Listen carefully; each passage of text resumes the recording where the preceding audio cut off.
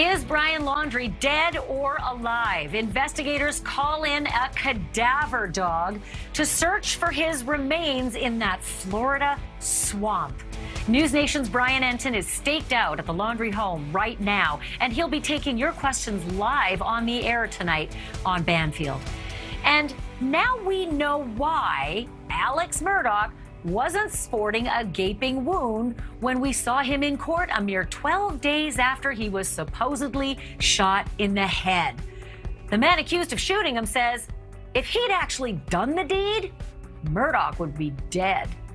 But don't worry, we're going to get another look at Alex Murdaugh soon in another hearing because he is under arrest again.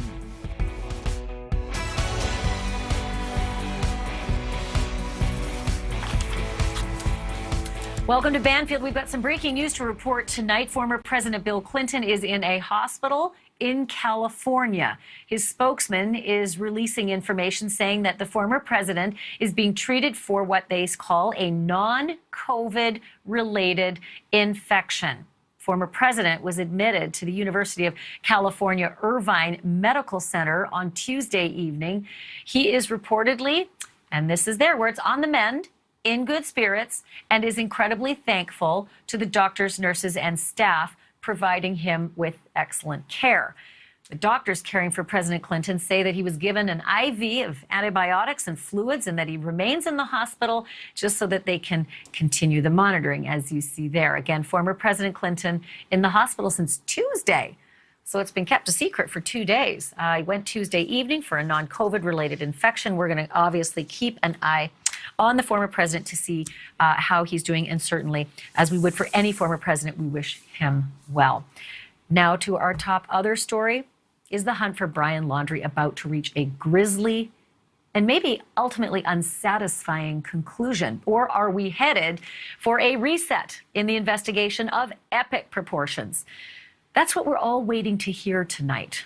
Because earlier today, investigators called in a cadaver dog to help search for Brian Laundrie in the Carlton Nature Reserve. And there's a big difference between a tracking dog and a cadaver dog. A cadaver dog is especially trained to detect the scent of human death. And we're learning it is not the first time that K9 Diesel has had a visit to that swamp looking for Laundrie's remains. A law enforcement source tells me tonight that a few weeks ago, Diesel and his handler, investigator Sue Miller, were called out to the swamp along with a bloodhound from the Pasco Sheriff's Detachment, as well as a dual-purpose tracking dog. The dual-purpose dog searches for a fresh, live scent, while the cadaver dog searches for death. Searchers have spent well over $1 million looking for Laundrie in that swamp since the day his parents said that he went off hiking and then, lo and behold, just never came home. So will this single cadaver dog be able to do what dozens and dozens of very skillfully trained law enforcement officers with the best tracking equipment available have thus far been unable to do? Or will this be the final red flag that Brian Laundrie was never in that swamp to begin with? I'm joined by NewsNation's Brian Enton, who is staked out at the Laundrie family home. That is quite a development that a cadaver dog, one single cadaver dog, comes back, Brian, to that swamp because the FBI said to us, we're done. We're done unless we get some specific intelligence. And when I hear cadaver dog paired with specific intelligence, my spidey senses are tingling. Do you know anything about this? So, well, first of all, Ashleigh, it's been very, very, very quiet at the swamp, at the reserve for the last several days. So we were sort of under the assumption that they were moving on from the swamp. We were on our way out here to the house when I got a call early this morning that there was activity at the swamp on the Venice, Florida side. Totally didn't expect it. Turns out there were about a dozen law enforcement cars that showed up at the swamp bright and early this morning. Among them, you mentioned it, the Pasco County Sheriff's Office Cadaver Dog Unit. They were there, they were called in, there was a helicopter up that was able to get aerials, and it appeared they were focusing on one area in particular. We got no update. It does not appear that they found anything, and we don't know exactly why today they went back out there with the cadaver dog. So I suppose if you were looking for clues, and it's hard when you're looking at the video, right? They don't let us get close to them. So I'm very impressed that WFLA was able to get these shots. I remember them saying they are restricting the airspace. I mean, they're so buttoned up on this investigation that they were restricting the airspace. But I do see that there are multiple cages in those pickup trucks. And I know that my source from Pasco said that canine, Diesel, and Sue Miller, his handler, the forensics investigator, they'd been out there a couple weeks ago with a number of other dogs, a bloodhound and a dual purpose. Did you get any evidence today, Brian, that there were multiple dogs out there, whether it was eyes on or even ears on? So we only saw the one dog out there. There could have been others. You have to remember, anytime we talk about the reserve, it's 24,000 acres, and there's two different sides. There's the Venice side and then the Northport side, and it's basically impossible for us to know exactly what's going on from the ground. Again, thank goodness for that WFLA chopper. They've got an unbelievable reporter. We went up with them once over the reserve. So they're the ones who are able to really see what's going on there. We only saw the one dog, but we sort of got the same information that you did, that this is not the first time that they've called the cadaver dog in. And I was told, look, sort of don't overplay this because we've done this before. This is just part of our ongoing search. But it's hard to understand because it's been so quiet for the last 4 or 5 days out there. And now all of a sudden today, all this activity again. So I'm also trying to determine how many law enforcement detachments might be among those vehicles. I also noticed that some of them are very artfully unmarked. So sometimes it's a little tricky. I know that FBI travels a lot in unmarked. I can see sheriff, clearly Pasco County Sheriff. I'm just wondering how many other detachments, how many other types of law enforcement. Hard to tell from those uniforms, but, this is run by the FBI, and they are the ones who call in the various divisions like Pasco. Is Northport still a part of it? Northport is still a part of it, and there's two things I want to tell you. First of all, we were shown some video that we were not allowed to download of police deep inside the reserve, and it is an awful, awful place to search. We've told you before about the snakes and alligators, but they're literally like in water above their knees, almost to their waist in some areas searching. So it's difficult for law enforcement out there.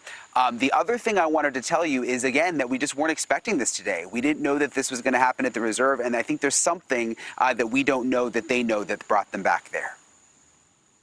So I will say that the law enforcement source I spoke with said that what was very difficult but not impossible, and this surprised me, was that when those cadaver dogs, bloodhounds, and dual-purpose trackers were out there, those animals, they were in waist-deep water. That is different. If you think about a dog in waist-deep water, in alligator-infested, first of all, that made me angry, given the fact that the dogs' lives were put at such incredible risk, but that's their job, they have to. But that they can still do their job. They can still take a scent off the top of the water. And it made me wonder, Brian, if Diesel and Susan Miller, the forensic investigator, went back there because the water had receded so they could recheck their work. That is just what I was about to explain to you, is that this swamp has been so flooded for the last month because there's been so much rain in this part of Florida, and it has finally been receding over the last week. And when I interviewed Northport Police last Friday, they explained that to me, that they are now able to get to parts of this swamp that they were not able to get to 2-3 weeks ago. As the water goes down, is it possible that they find something of Brian Laundrie's or even human remains out there that these dogs can track? That seems to be what they're focusing on right now. Yeah, let me tell you, I was so fascinated doing a deep dive into the various skills of these dogs. The cadaver dog, that dog is trained to sniff out death. That's human decomp. That is what their job is. The dual purpose, that tracker is meant to sniff out fresh scent, which could mean a hiker who just went by or Brian Laundrie just went by. Fresh human scent. And then the bloodhound is specifically purposed to get a piece of, an article of clothing with the scent of the target, and that's what the bloodhound tracks. They would track Brian Laundrie, period. No one else, no other hiker, no other fresh scent, just Brian Laundrie. But it's interesting to have all three of those kinds of skill sets out there. And then you can see, again, in that picture, multiple cages. But I do know that it was just the one cadaver dog. It's a very specially trained animal. There are not that many of them, in the country. So it's fascinating that they asked Pasco to come back. Brian, I have this question for you, and it is a switch in gears from this news in the swamp today, and it comes right back to where you're standing. It's on the lawn. We remember the other night when neighbors came over and they started pounding in a dual post sign, which was blank on the back, where that would face your back, but was very clear to the windows of the Laundrie home that they were looking out. And it was a sign about Gabby saying, we used to live here, I'm paraphrasing, but it was very clear that they wanted to send a message, these neighbors, to the Laundries. And then we saw the Laundries pick it up and take it away. You've spotted something else happening just in the last few hours. Tell me about it. Yeah, it was quiet out here all day. The Laundries haven't been out, and then all of a sudden there was a bit of commotion, and there was a different group of people, possibly the same group as last time. We weren't able to get a good look at them, that showed up here and put in a new sign. Take a look.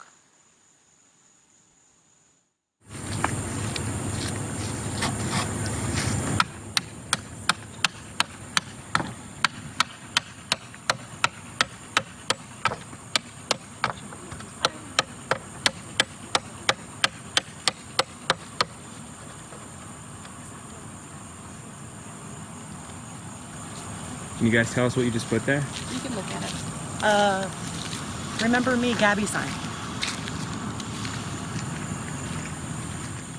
Yeah, so Fox News digital reporter catching that, and yeah. that's what's on the opposite side, Brian. Like, I'm looking at the clear picture now. You're standing right there. I don't know, do your lights have it lit up as well, so we can take a look at what it looks like live with some perspective?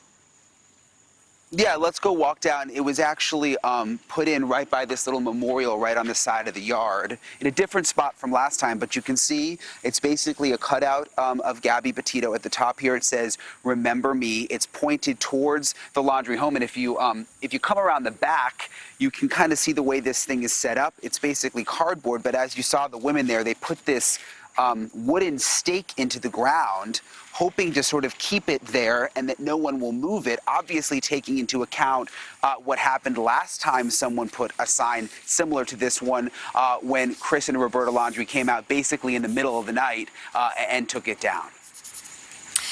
Well, I'm sure that they wanted that to withstand rain and wind if they made that big of an effort. I still can't imagine having to get that all printed up and carved into shape. And clearly these neighbors are mad. These protesters are mad. One other thing I want to talk about with you, Brian, is that there's a bit of a war of words going on with the Laundrie attorney, Steve Bertolino, and two very high-profile people who have entered into this case, for their own purposes. John Wall shared a special on the Gabby Petito case, and Dog the Bounty Hunter has been involved as well. And Steve Bertolino had some really, really harsh words for both of these men. Let me read, if I can, what he said. And again, this is Steve Bertolino's words. "Dusty relics like that dog and John Walsh need a tragic situation like this so they can clear the cobwebs off their names and give their publicity-hungry egos some food." Well, obviously, we were going to check in with John Walsh and Dog the Bounty Hunter to see if they had a reaction to that. John Walsh declined to respond to that, but Dog the Bounty Hunter did not decline, and he had a statement for Mr. Bertolino, and this is what it said. This is Dog the Bounty Hunter. "It is ironic that Mr. Bertolino would criticize the people trying to find Brian Laundrie, unless perhaps he doesn't want him to be found." So now it's sort of devolved into that. In the meantime, the big news also today that's not in Florida, but again makes you heartsick, is that Joe Petito traveled to Wyoming, Brian. Yeah, that's right, Ashleigh. Joe Petito, the Petitos went to Wyoming to finally get Gabby's remains. She was cremated. We're told that they met with law enforcement also, and that they will now be bringing her home. So obviously, just a very, very sad moment for the Petito family. But when you brought up Mr. Bertolino, there was something I thought of that I wanted to share with you, because you never really know what you're going to get from Mr. Bertolino. Obviously, he gave that very fiery statement today in regard to John Walsh and Dog the Bounty Hunter. We were thinking today, because there's been so much speculation lately about, gosh, people asking, could Mr. Bertolino know where Brian is? Could he be hiding Brian? So we just decided to text him today and asked, do you personally know where Brian Laundrie is? And Mr. Bertolino responded, no, I do not. And then we went on to ask him, well, through attorney-client privilege, we know that allows a lot. That allows a lot. That's why we wanted to be straightforward and ask you this question. I said, I'm sure you'd tell me if you knew. And he said, no, I wouldn't, but I don't.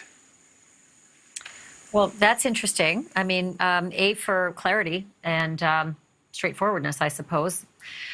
Brian, listen, I could go on and on with questions, but I'm not the only one who has questions for you. Our audience has been peppering us with questions for you. So can you stay and answer some questions from our viewers and from your Twitter followers? They're just piling in live. I'm looking at them, and I can't get them all in, but I'm going to get in as many as I can if you have the time. So you can stay with us for a little bit later? Yeah, absolutely. We'll be here outside the house. Yep. Excellent. Okay, so Brian is going to stick with us, and I'm going to have those questions for you. If you want to send us some of the questions as well, I encourage you to send them right now to our Twitter handles at Ashleigh Banfield, TV Ashleigh. Actually, do the TV Ashleigh one, at TV Ashleigh. We'll watch that one coming in live. And then also at Brian Enton. So we're going to get to as many as I can, as I mentioned before. But before that, there's other breaking news that we are covering tonight. Alex Murdaugh.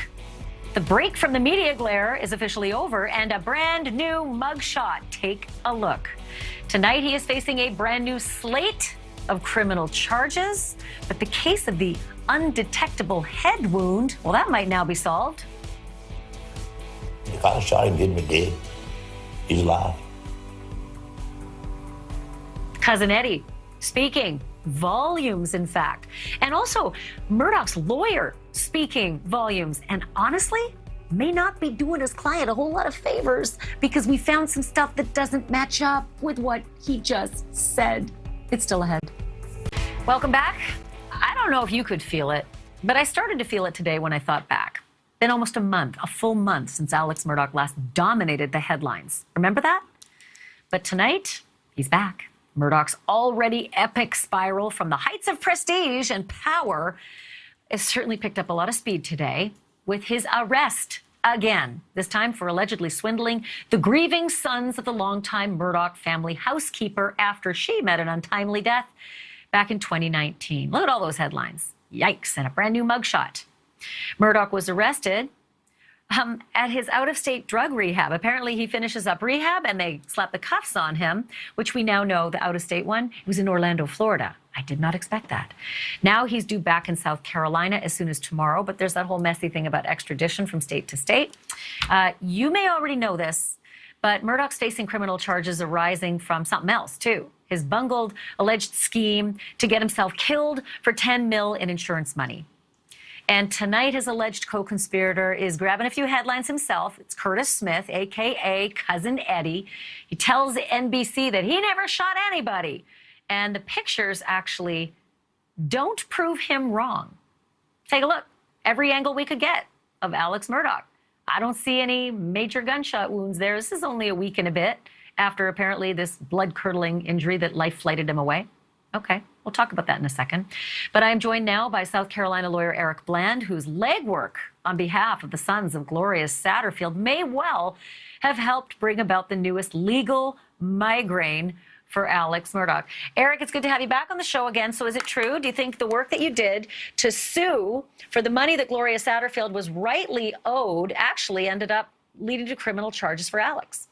Good evening, Ashleigh. Yes, I think the work that my partner Ronnie Richter and I did helped SLED bring these charges with the Attorney General's office against Alex Murdaugh for misappropriation and obtaining money under false pretenses. I was able to get evidence and provide it to law enforcement through subpoenas and third parties that, because SLED may have been focused on the other criminal investigations that were ongoing, did not focus on this. And you remember, I've been on your show at least 4 or 5 times, and I've told you from the start that I believe that the Gloria Satterfield matter would be at the epicenter of Alex Murdaugh. And I told you it's the hub and everything else is the spoke. And I do believe that this is the beginning of the downfall of Alex Murdaugh. I think that when there's the bond hearing, and it's going to be on Monday or Tuesday, not tomorrow, I do believe that we're going to see a totally different. Yeah, we're going to see a totally different outcome. So can I ask you this, Eric? You just said bond hearing, which would mean, the extradition. I'm assuming that he's not going to fight that. That would just be, nuts. But he's got to go from the Orange County Jail in Orlando, Florida, back home to face this business. Bond hearings say on Tuesday, but I'm still curious about what he's facing. I mean, it's 2 counts of obtaining property under false pretenses. They're felonies.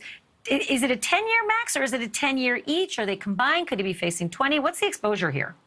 It could be 20, and I do believe there's going to be additional charges. As you know, Ashleigh, he misappropriated 3 checks totaling $3.59 million. So he's only been charged with 2 of those of obtaining false pretenses. So there is a third one that will be coming, I believe. And also the federal government is looking into this, and I wouldn't be surprised real soon if we see money laundering, bank fraud, wire fraud, failure to file income tax, criminal penalties, and a whole source of other federal crimes. Oh, those are ugly because, if I'm doing really fast mental math, which is never a good idea, that's at least 20 years. And in the federal system, you don't get a whole chunk off for good behavior. You serve the majority. And if they charge him, this is like a 99% chance that the feds get it right, that they get the conviction. It's so incredibly high. So if he sees those charges coming, it's like, game over. One question for you really quickly. I got like 30 seconds. Go ahead, real quick. Go ahead. I think you're going to see Monday, we have a new judge that is going to preside over the bond hearing, Clifton Newman, who is a very seasoned, longtime South Carolina judge, who is a no-nonsense judge. I think it's going to be completely different than the magistrate court hearing that you saw when the charges were brought with Cousin Eddie. Okay, got a couple seconds left, but I have to get you on the record on this one. There was no autopsy performed on your client's mom, Gloria Satterfield. But now there's a lot of ugly, ugly allegations out there. And I'm wondering if you think personally that there might be a body exhumed in this case and a criminal investigation into the potential aspect of her death, meaning she didn't trip and fall. There might have been something else. What do you think? Well, at this time, we still believe that she died an accidental death. It certainly wasn't a natural death. You don't die a natural death falling downstairs. So it wouldn't surprise me that SLED, who has already told the public that they're doing a criminal investigation into her death, would make a request to exhume her body. We fully expect that that's going to be asked of the family sometime down the road. But, obviously they are pretty busy right now with the existing crimes that he's charged with, as well as bringing him back to South Carolina so he could face justice. I think you're going to find the bond hearing very interesting. That manner of death, right? That sneaky manner of death, natural. That sounded crazy to a lot of us, but hey, things can happen. Hey, Eric Bland, I hope you're going to come back. The news keeps happening in your neck of the woods, so we'd love to have you back. Thank you. Appreciate it. Thanks for having me on. But we're not done with the Murdaughs yet. Always. You're always welcome. We're not done with the Murdaughs yet because after the break, Cousin Eddie decided to tell all. And Murdaugh's own attorney, well, he just went ahead and let slip some brand new facts. But the problem is, we went back after the old facts to just, parse through them like we do, and they don't square. They don't square at all. In fact, wait till you hear the difference.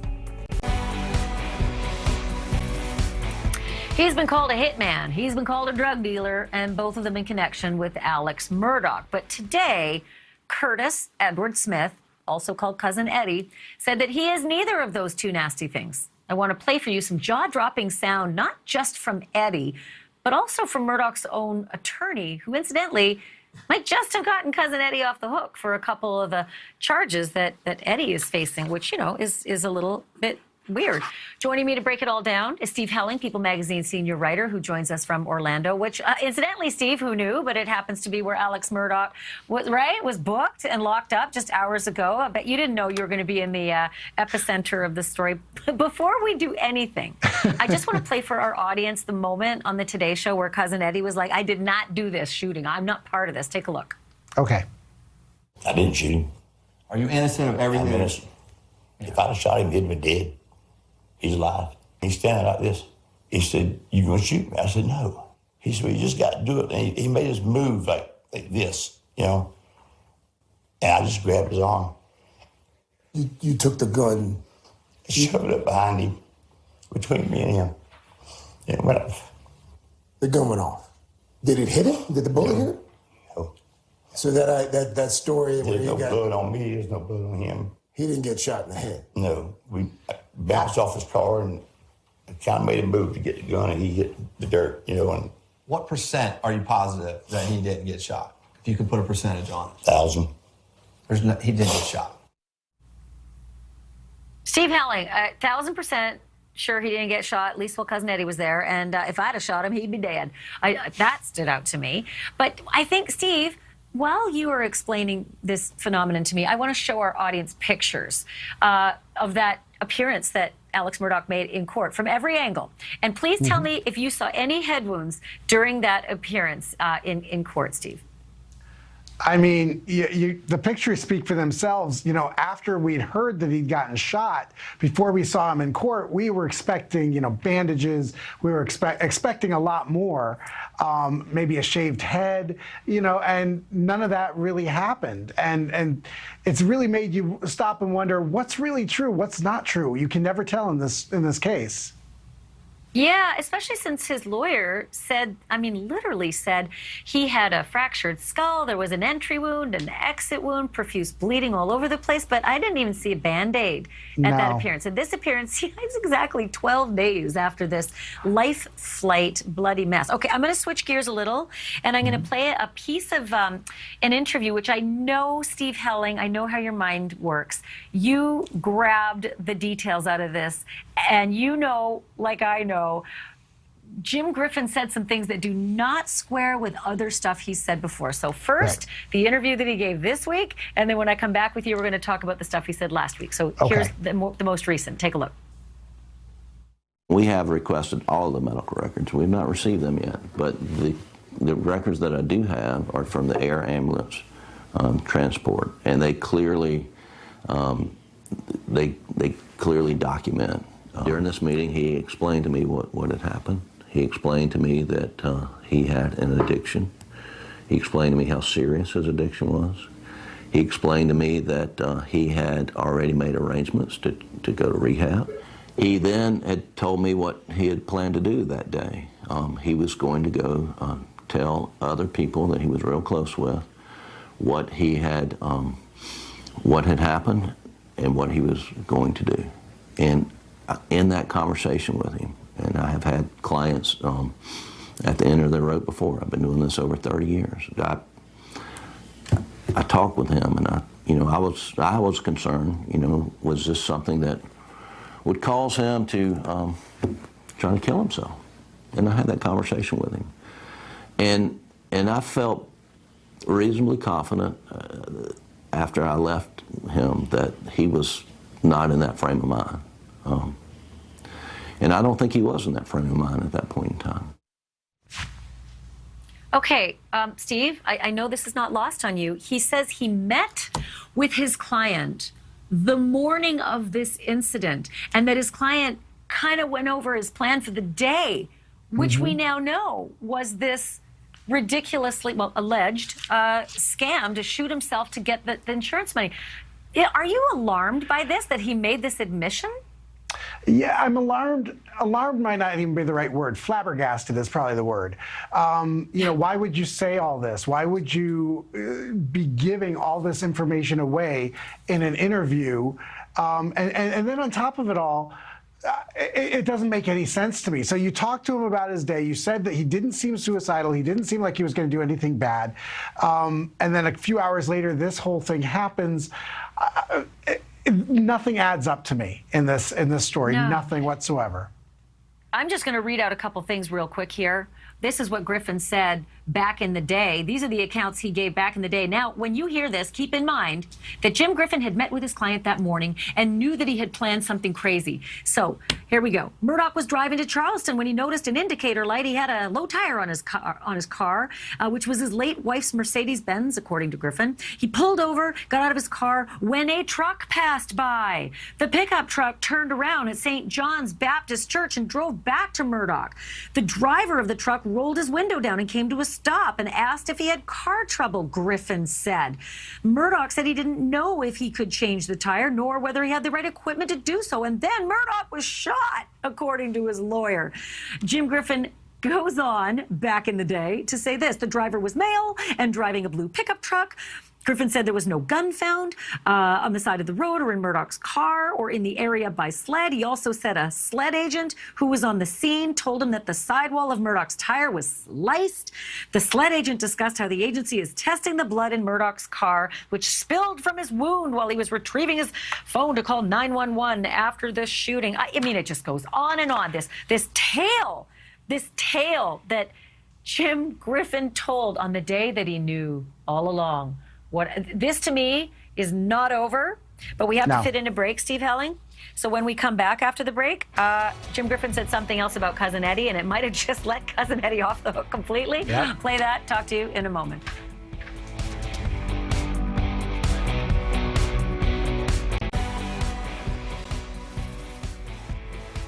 SLED has said from the get-go that Alec was a person of interest. SLED said the next morning, which is still mind-boggling to us, that the public need not be worried about their safety, which, I've talked to people who heard that, and first the thoughts were it must have been a murder-suicide. We know that wasn't the case. Then the second thought is it must be some domestic related. And when you look at, domestic violence, who you look at? You look at the husband or father. Wow. Steve Helling, senior writer with People magazine. Once again, I can just see you saying, wow, he's saying he's a person of interest. It had only ever been thought before, but nobody ever actually said it. It's significant, isn't it, if you're officially a person of interest in a murder, a double murder? 100%. And to have your own lawyer say publicly that you're a person of interest is really bad news for you. And the funny thing is that nobody expected that he would say this out loud. And so, when I heard it, I thought, because nobody has confirmed this to us. We've been asking everybody, is he a person of interest? And nobody would give us the definitive yes.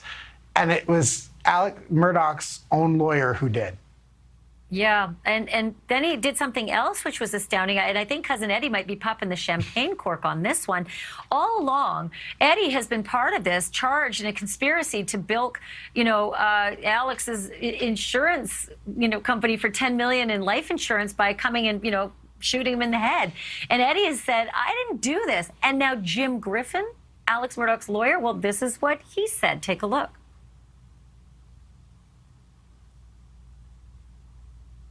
My understanding is that this guy was unaware of why Alec had called him out there, and that Alec made the request and he obliged. Steve, does that tell you that Eddie's telling the truth? I mean, unaware of why he was being asked out there is not what we thought the answer was going to be. And it's certainly, I don't understand what Jim Griffin's doing, because everything he says is making things worse for his own client and better for everybody else. And I don't understand why he would be doing that. But, obviously I'm here for it. It's fascinating. Well, I smell another cover on People because you seem to have them weekly. Steve Helling, thank you for being on. It's good to see you again. Thanks. Still ahead tonight, Brian Laundrie is going to come back. You sent your question in. He's got your answer. Right next.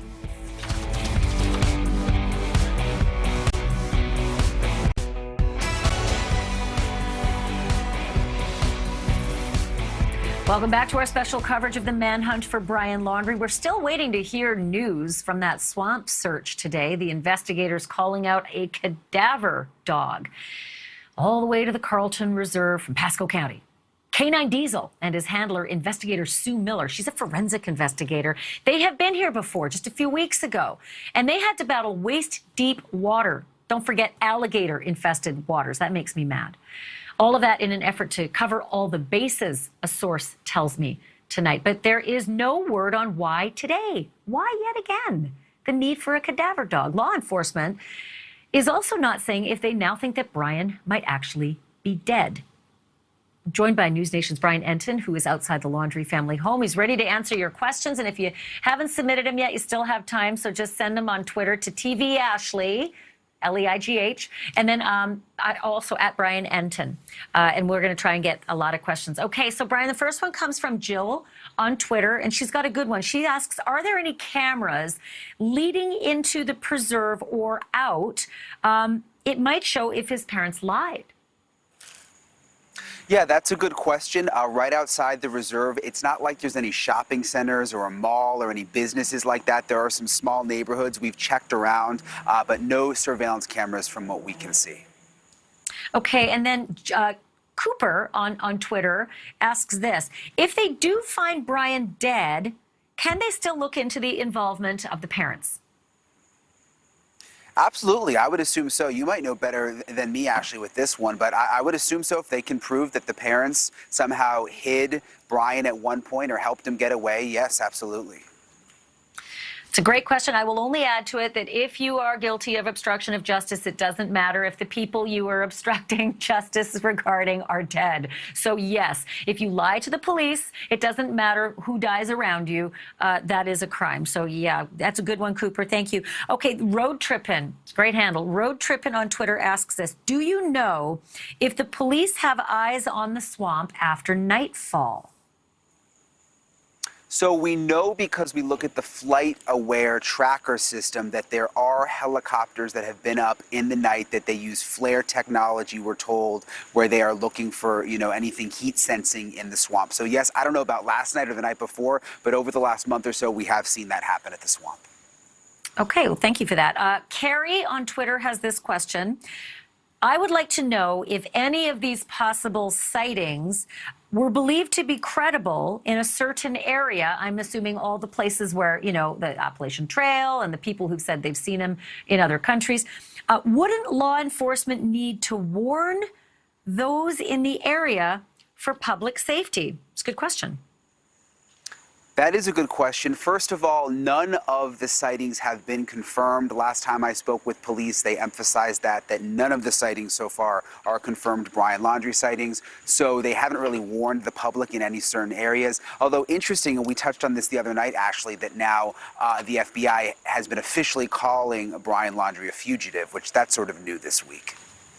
Sure. I mean, fugitive, he had a, warrant for bank fraud, this federal charge. So we were calling him a fugitive because if you're not around and you're on the run and there's a warrant, you're a fugitive. Okay. Joe on Twitter says, is the FBI going to make a public plea to increase awareness and encourage citizen assistance? Another good question. I would love to know. The issue right now with the FBI is they totally do not answer any questions at all. Zero. They don't even give you tidbits. So we don't know. But you have to remember, this case is already getting so much coverage. Most people know what Brian Laundrie looks like. So I'm not sure that a public plea at this point would really change much. Okay, this one just came in from Shauna, and I'm just going to read it live as it came in. Where was Gabby when Brian flew to Florida from Utah? He flew back to do the storage unit and then went back to meet her. Do we know? It's our understanding that she was staying at a hotel in Salt Lake City.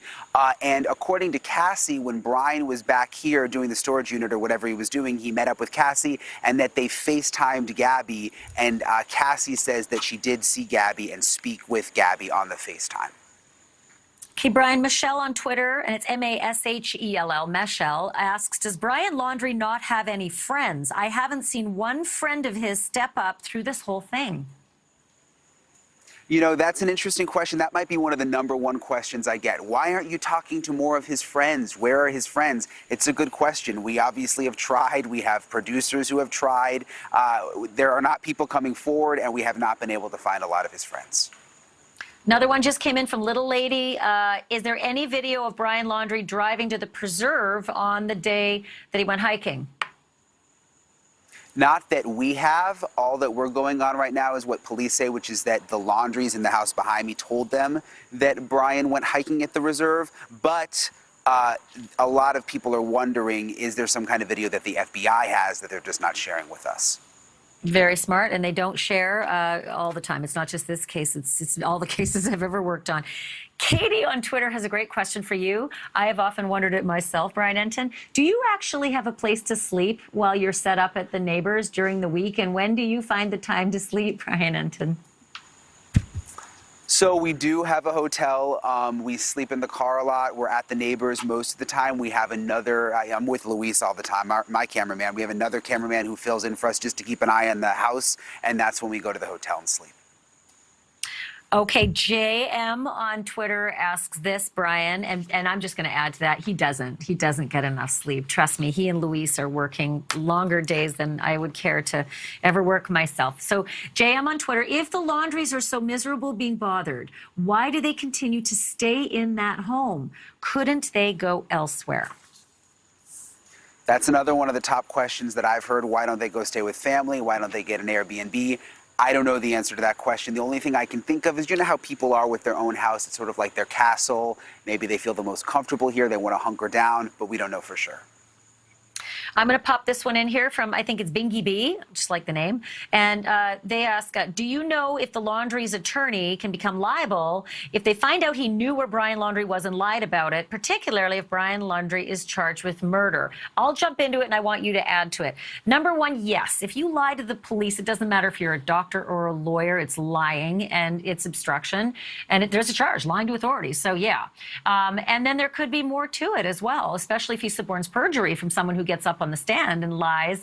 He allows that to come out in any kind of trial if he's representing them. I think he's a real estate lawyer, though, right, Brian? So I don't think he'd be a criminal attorney for them in court.